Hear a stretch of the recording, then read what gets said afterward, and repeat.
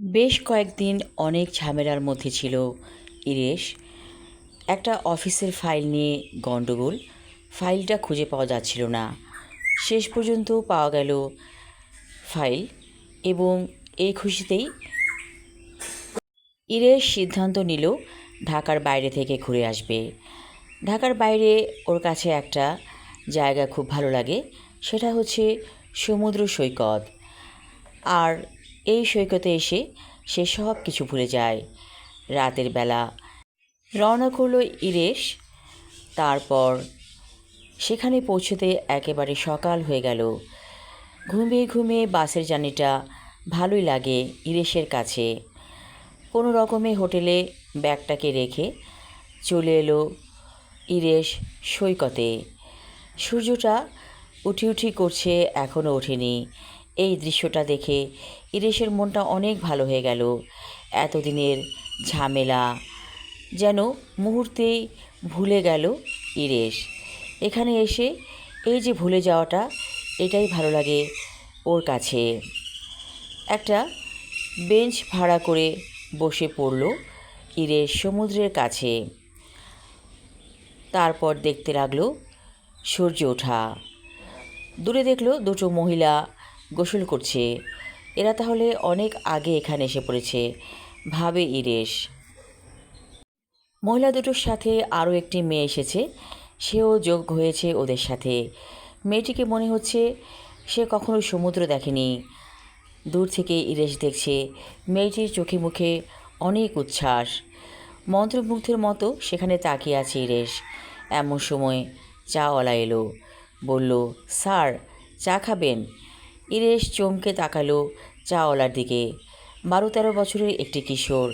সে সাত সকালে এসে পড়েছে সৈকতে, কারণ এ সময় অনেকেই চা খেতে পছন্দ করে।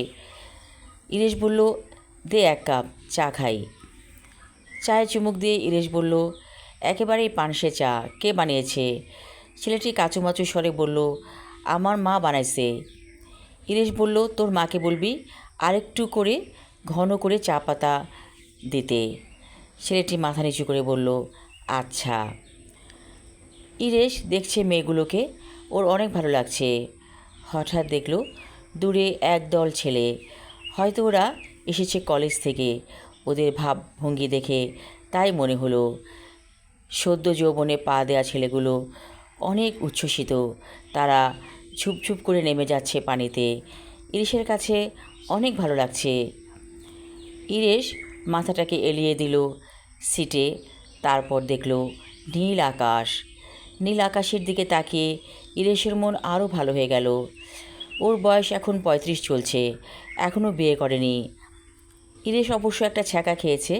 সেই ছ্যাঁকা খাওয়ার পরে ওর মেয়েদের প্রতি ঘৃণা জন্মেছে। ওর প্রেমিকা সুধা দিব্যি সংসার করছে। মা বলেছে, হিন্দু মুসলিম বিয়ে কখনো সুখের হয় না, একটা কষ্ট থেকেই যায়। ভালো হয়েছে তো, মেয়েটির অন্যত্র বিয়ে হয়েছে। তুই ওকে বিয়ে করে সুখী করতে পারতি। সমস্ত কিছু ত্যাগ করে মেয়েটি তোর কাছে আসতো, আত্মীয় স্বজন কেউ থাকতো না তার পাশে। সেটা কি ভালো হতো?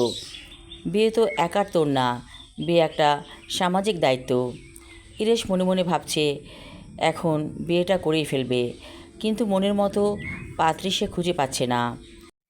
ইরেশ দূরে তাকিয়ে দেখল মেয়েগুলো আর নেই। দুটো মহিলা, একটি মেয়ে ছিল অবশ্য। ইরেশের মনটা খারাপ হয়ে গেল। দূর থেকে চেহারাও স্পষ্ট বোঝা যাচ্ছিল না। এত মন খারাপ হলো কেন ইরেশের, ভেবে একটু অবাক হলো সে। ইরেশ কিছুক্ষণ সমুদ্র সৈকতে হাঁটাহাঁটি করে যেই না রুমের দিকে যাচ্ছিল, ঠিক সে সময় পেছন থেকে কে যেন ডাকলো, একটু শুনবেন? ইরেশ অবাক হয়ে তাকালো পেছনে, দেখল সদ্য ভেজা সেই মেয়েটি ওর ঠিক পেছনে দাঁড়িয়ে আছে। ইরেশ বলল, কি বলবেন বলেন? মেয়েটি বলল, আমার সাথে যে দুজন ছিল তারা চলে গেছে, আমি একা একা যাব কেমন করে? কিছুই বুঝতে পারছি না। ইরেশ অবাক হয়ে বলল, আপনি কি বলছেন? আপনার কাছে কি মনে হচ্ছে আপনি হারিয়ে গিয়েছেন? মেয়েটি বলল, ঠিক তাই, আমার মনে হচ্ছে আমি হারিয়ে গিয়েছি। কোন হোটেলে উঠেছেন আপনারা? বলে ইরেশ। মেয়েটি বলল, সে নামটাই তো ভুলে গেছি। আপনি আমাকে একটু হেল্প করবেন? ইরিশের একটু অবাক লাগছে, হোটেলের নাম জানে না, তাহলে কেমন করে মেয়েটিকে পৌঁছে দেবে? তারপরও সাহস করে বলল, আসুন আমার সাথে। ভেজা শরীর নিয়ে মেয়েটি হেঁটে যাচ্ছে ইরিশের সাথে সাথে। হঠাৎ দেখল দূরে দুটো মহিলা উদ্ভ্রান্ত ভঙ্গিতে বসে আছে একটা সিটে। ইরিশ বলল, ওই যে আপনার দলের লোকেরা। মেয়েটি দৌড়ে চলে গেল তাদের সাথে। ইরিশ পিছু পিছু হেঁটে এসে বলল, আপনারা কোন হোটেলে উঠেছেন? মহিলা বলল, হোটেলের নাম। ইরিশ বলল, আমিও তো সেই হোটেলে উঠেছি। কি অবাক কাণ্ড! দেখেন, আপনাদের সঙ্গী হোটেল খুঁজে পাচ্ছিল না, নাম ভুলে গিয়েছে।